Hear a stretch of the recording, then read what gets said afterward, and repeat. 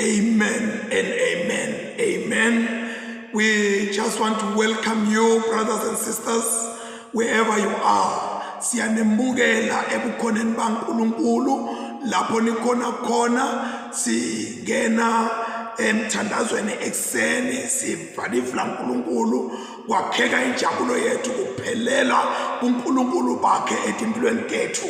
Let us pray. Babelolungile siyabonga Nkosi ekseni. Kumnanzi Nkosi hlala kuwe. Kumnanzi uNkulunkulu kuba semkhulekweni sifune buso bakho. Ngoba uNkulunkulu labo labafuna buso bakho awubafihleli lutho loluhle. Nathi namhlanje nekuseni Nkosi kulesigaba semkhuleko kude losifihlela kona. Siyethandaza ke Nkosi esingena kulesigaba lesi esingena kiso.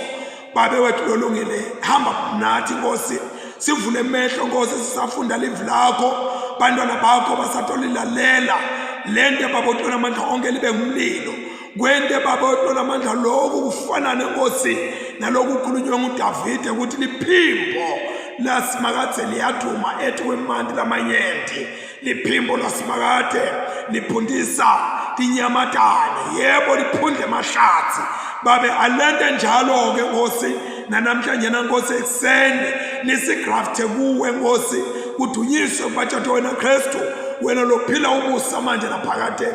In Jesus' mighty name, Father, we pray. Amen and amen. We are going to start with Psalm 129, 130, and 131. Those are the three Psalms we are going to read this morning.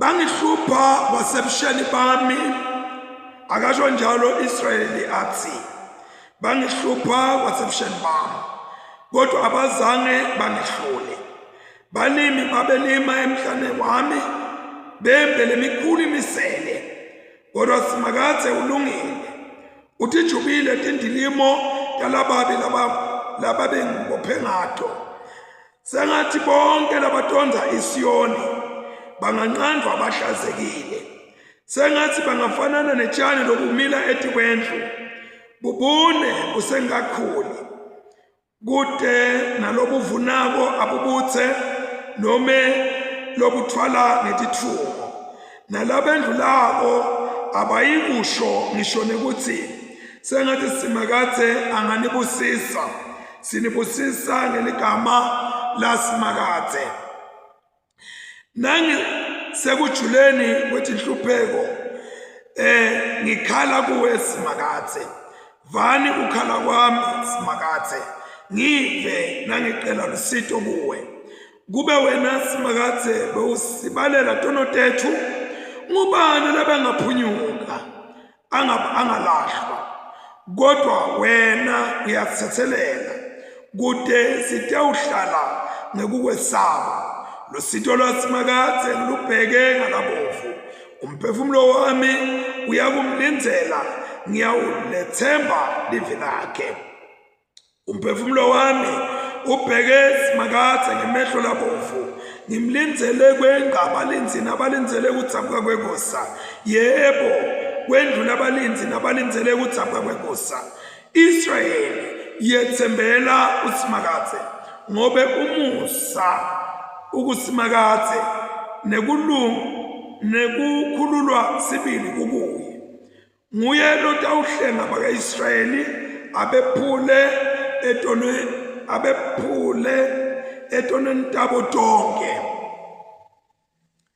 simakade inhlitiyo yami ayitikabatisi nemehlo ami akaphakanyiswa ngumqapho angithi libatisi ngetinto letibonakala titinkulu kimi nome letisimangaliso kakhulu kimi umphefumulo wami weneliseke kuwe njengemntwana lolunyulwe kunina unjalo umphefumulo wami kimi Israyeli thembela usimakade usukela manje kude kube phakade akuthunyiswe uyise nendvodzana namalo engcwele njengoba benjalo ekuqaleni kusenjalo nanyalo ngiyakuba njalo kude benini nanini. Amen. First scripture reading is from the Old Testament, written in the book of Genesis, chapter 2. We are beginning with verse 4. We're supposed to read from verse 4 to 9, then we skip and then we come up to 25. But then I'll just read the whole thing without skipping any.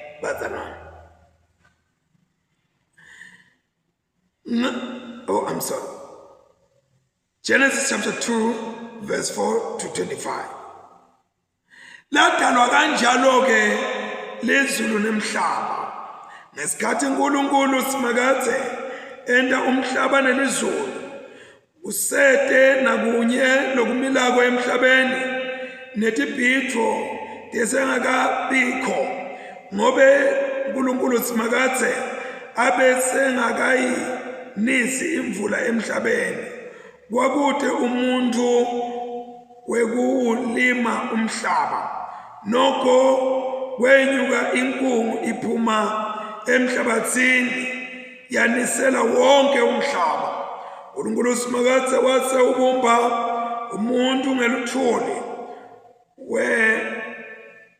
Ubumba umuntu ngeluthuli.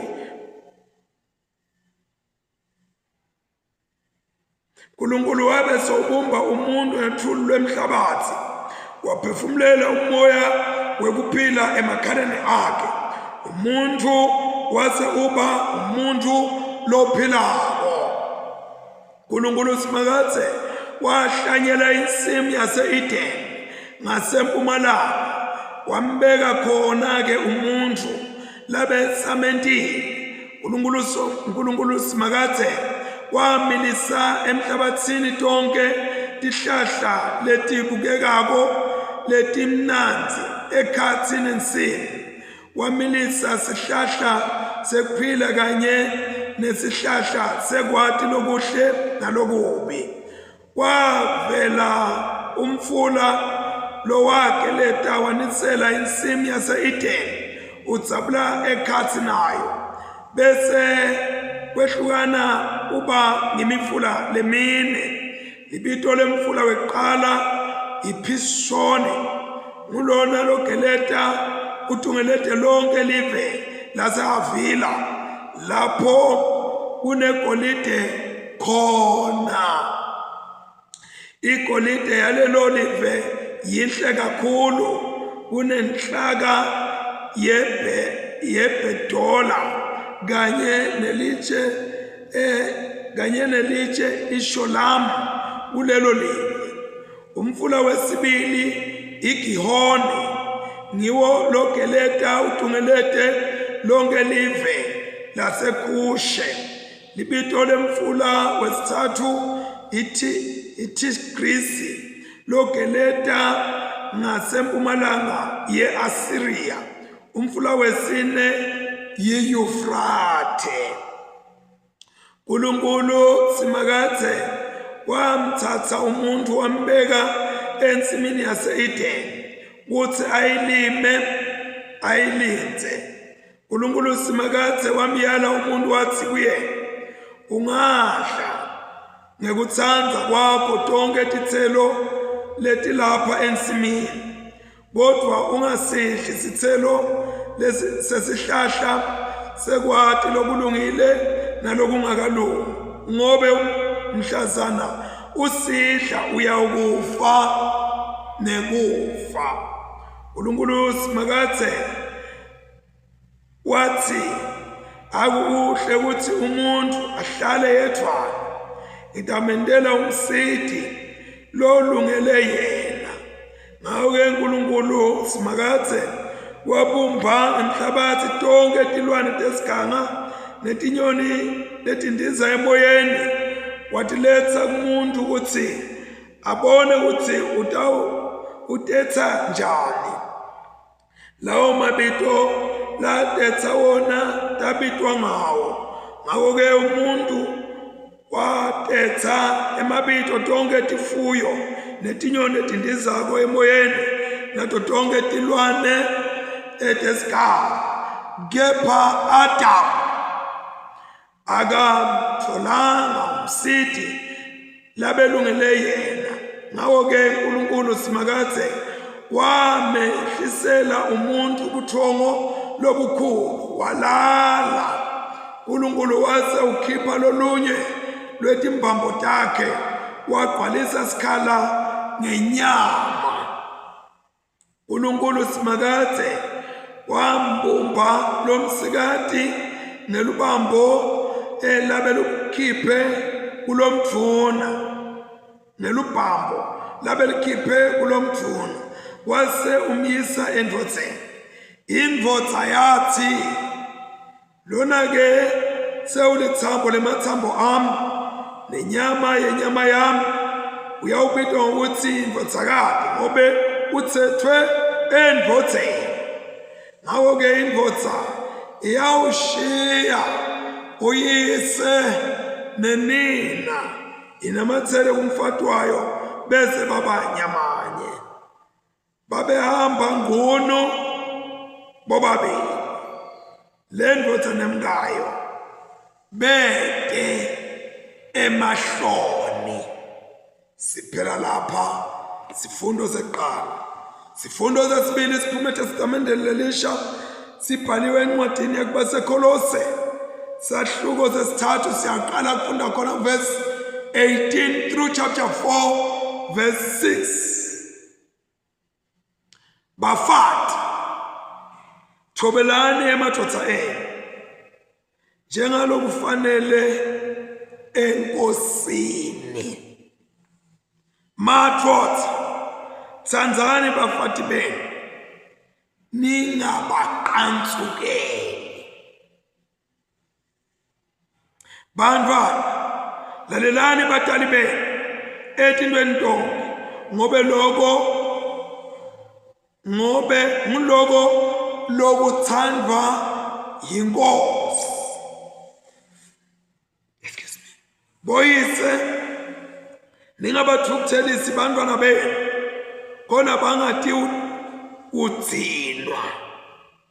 Disebenti labangemakhosi enu ngekwasemhlabeni, balaleleni etintweni tonke, ningamane nithenge emehlo njengalabajabulisa abantu, kodwa yesabani inkosi ngebuqotho benhlitiyo. Konke leli kwentako kwenteni ngenhlitiyo, kube sengathi nendela inkosi, hayi bantu. Khumbulani ukuthi nikhonta inkosi, nathi ukuthi niyakwemukeliswa umvuzo welifa kuKristu, ngobe lowo lowenta lokungakalungi uyakwemukeliswa lokungakalungi lakwentini, ngobe kuyawube kungakhethwa bala la muntu. Makhosi, tiphatheni kahle nangalokulungile, tisebenteni. Nikhumbule ukuthi nani ninenkosi lesezulwini. Qiniselani ekuthandazeni, nilinde kubo ngekubonga. Nisikhulekele nathi kuNkulunkulu ukuthi asinike emathuba ekushumela livi lakhe, site ukwati kukhuluma imfihlakalo yaKristu, mina lengisiboshwa ngengayayo. Ninginxusele kuze ngiyibonakalise ngalokuphelele njengobe ngifanele ukukhuluma.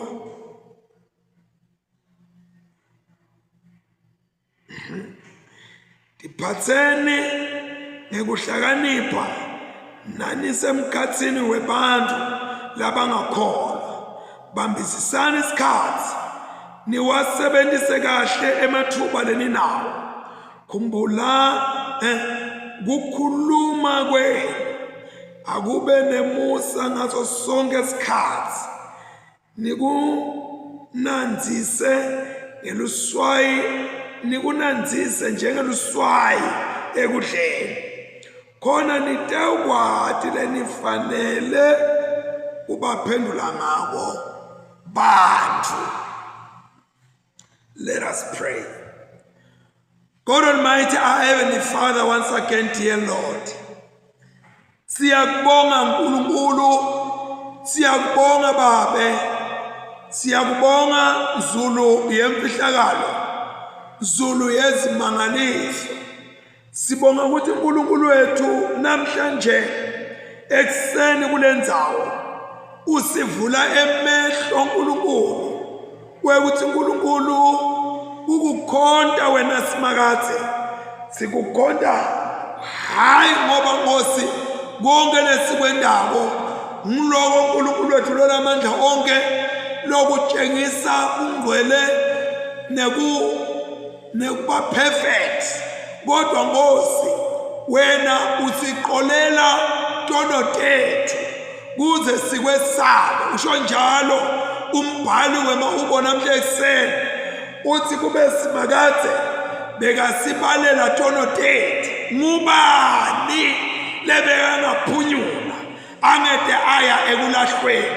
Awu Nkosi siyabonga, sibonga ukuthi Nkosi nakuba sibantu Nkosi sikukhonda, sithi misele kangako Nkosi kwenta inzando yakho, kodwa uNkulunkulu wethu lomuhle siyakhunjutwa namuhla ekseni kokuthi Nkosi we sin now and again and you forgive us now and again. If you wouldn't forgive us, Lord, who will make it to eternal life?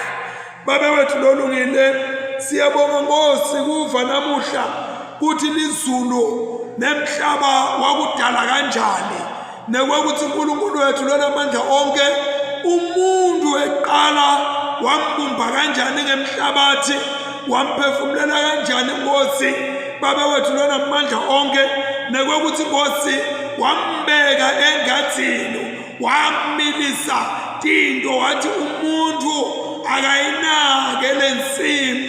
Baba, that was the first charge to humanity, to till the earth, to take care of vegetation and to work on earth. Baba siyabonga Nkulunkulu ekseni kwethu Nkosi lo mhlabathi lona usinike wona Nkosi ukuthi siwusebentise Baba wethu lona amandla onke. So kwendile lokho Nkosi lithi lifu lakho kunisela kwakuvela ngokuthi kulale ematolo, kunisela kwakuvela ukuthi kwakunemfula wawudzabula ekhathe engatheni, uthi ungasuka lapho ubese uyehlukana uba imifula lemine. Siyeva ukuthi Nkosi lo weqala kwawuneligolide lalingeke lize lifananiswe ngisho nalinye elelikhona emhlabeni. Baba wethu lonamandla onke, nalo wesibili umfula nawo siyeva, nowesithathu nowesine Baba wethu lonamandla onke, ne-Euphrates la siva khona ibalulwa kakhulu umfula i-Euphrates. My God and my Father, over and above lokusijabulisako Nkosi kwekuthi wabona sidingo Nkosi kwekuthi akukuhle kuthi umuntu ahlale yedwa. Babe siyasibonga sidingo sakho Nkosi kwekuthi kubona wena Nkulunkulu kwekuthi akukuhle kuthi umuntu ahlale yedwa. Siyabonga ukuthi naku-2026 Baba wethu lonamandla onke usaqala umnyaka uJanuary uthi akukuhle Nkosi, wathi ngitawumendela umuntu umsidi lolungele yena. Ngaphambi kokumendela waletha tonke tilwane lowawuthi bumbeke emhlabathi. Babe siyabona umuntu akamtholanga lolungele yena, lithi lifu lakho wasiyablalisa sekalele wakhipha lunye lwetimbambo takhe wase uvala ngenyama, uyamendela umsidi lolungele yena. Wavuka wafakaza wathi leli lithambo lemathambo ami, lena inyama yenyama yami.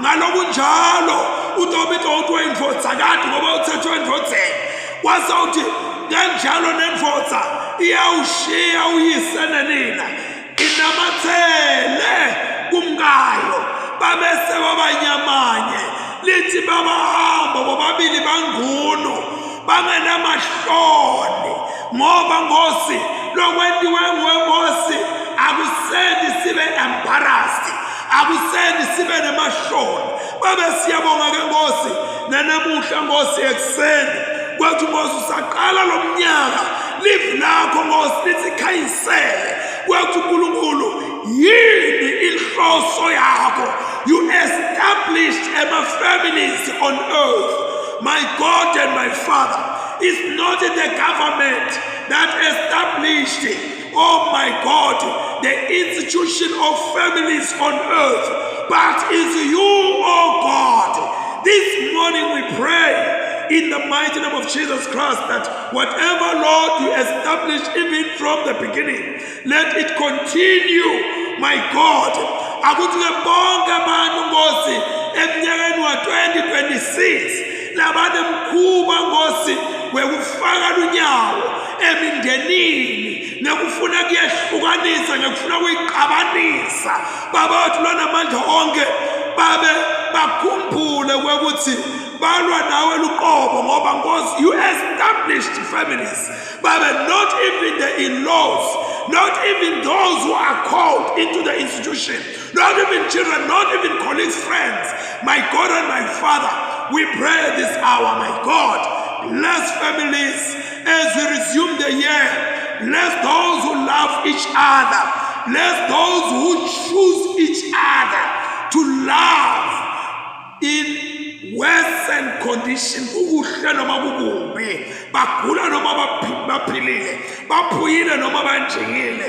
I pray a blessing this morning in accordance with what the Word of God has just told us this morning. This I pray in Jesus' mighty name.